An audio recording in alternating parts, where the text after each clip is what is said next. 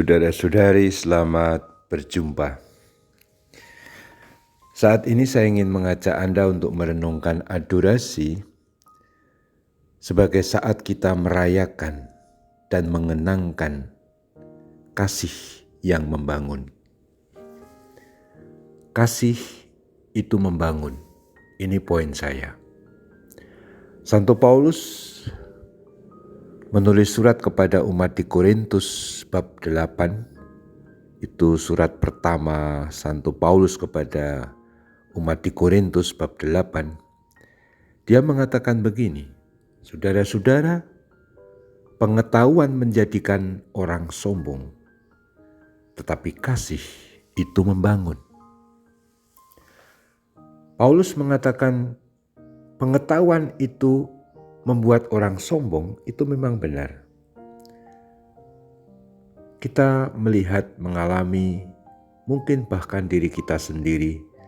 Ketika kita tahu apa, tahu ini, tahu itu, punya pengetahuan ini, bisa berbahasa Inggris dengan sangat lancar, berbahasa asing dengan sangat lancar.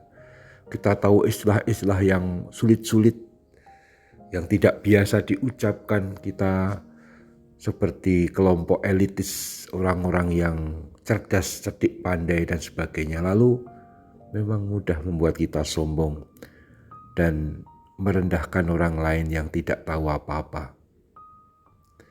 Dalam dunia sekarang ini, juga dalam medsos, orang sering berlomba dulu-duluan siapa yang lebih tahu lebih dulu berita ini, memviralkan apa saja, bahkan dalam lingkungan gereja. Kita selalu pengen jadi orang yang pertama, seolah-olah yang tahu. Ini pengetahuan itu bisa membuat kita sombong. Tetapi kasih itu membangun, dan itu sangat betul. Kalau kita punya kasih, itu akan membangun. Sebaliknya, kalau tidak ada kasih, perpecahan. Seperti tadi, kesombongan itu akan memecah. Tetapi kasih itu membangun. Ekaristi adalah merayakan kasih Tuhan. Dia tidak hanya mengatakan soal kasih, tetapi Tuhan itu wafat disalib karena kasih. Peristiwa salib, wafat Yesus disalib, itu adalah korban cintanya. Maka ada lagu itu itu korban cintanya.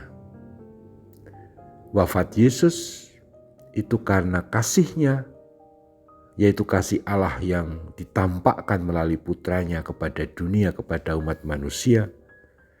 Dan karena kasih itu, dia mau mati, mau wafat untuk kehidupan kita.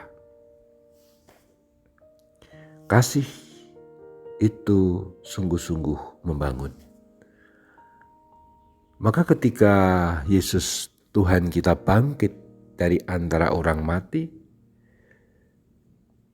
dan karena hidupnya adalah kasih, maka dia mengumpulkan, membangun kembali para murid yang pada waktu itu putus asa, bingung, kecewa ketika menyaksikan gurunya itu mati disalib. Dengan kebangkitannya, Yesus menyatakan dia Tuhan yang mulia, dan para murid tiba-tiba menyadari, tentu berkat Roh Kudus, bahwa Yesus ini adalah Tuhan dan Penyelamat. Dan lihat, Yesus menampakkan diri kepada para murid, membuat para murid bersatu kembali, berkumpul kembali. Gereja dibentuk, gereja dibangun. Kasih itu membangun, dan itu persis yang kita rayakan dalam Ekaristi dan kita hadirkan dalam adorasi. Marilah kita fokus pada hari ini dan besok merenungkan bahwa saat adorasi adalah saat kita merayakan kasih yang membangun. Dalam keheningan, kita justru membangun komunitas. Memang gagasan ini agak kurang biasa. Tetapi pusat komunitas, saat komunitas dibangun adalah saat adanya keheningan. Justru kalau kita bertemu dengan saudara-saudara lalu terlalu banyak omong dan menikmati kebersamaan cuma bersenda gurau, okelah dengan bernyanyi-nyanyi gembira, itu juga baik. Tapi itu bukan pokok, bukan inti komunitas. Komunitas atau persaudaraan yang baik justru dibangun dalam keheningan, karena pertemuan batin, pertemuan hati satu sama lain. Sebab ketika kita kumpul lalu ketawa-ketawa, kita karaokean, kita gembira-gembira, itu bagian yang oke, perlu juga. Tapi bukan yang terdalam dalam relasi, dalam kebersamaan komunitas. Relasi dalam komunitas dalam keheningan, yaitu ketika orang merasa diterima, ketika orang curhat, yang satu curhat, yang satu mendengarkan, lalu mungkin menggenggam tangan sambil berdoa bersama. Mohon kekuatan juga dalam keheningan, membiarkan Tuhan berkuasa, memimpin, menerangi, dan memberikan kekuatan. Itu justru terjadi dalam keheningan, lebih-lebih keheningan doa di depan Tuhan.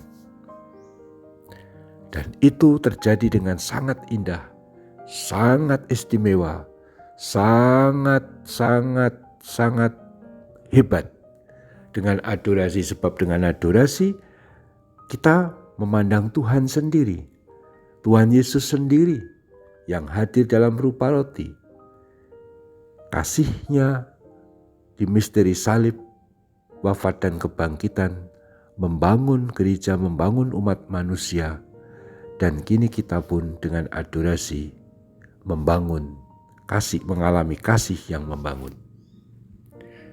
Marilah kita meyakini, dengan adorasi kita mohon supaya diberi kasih yang sekualitas, yang berkualitas, seperti Tuhan mengasihi kita, agar kita pun dapat mengasihi sesama dengan kasih yang membangun. Terpujilah Tuhan kita Yesus Kristus untuk selama-lamanya. Amin.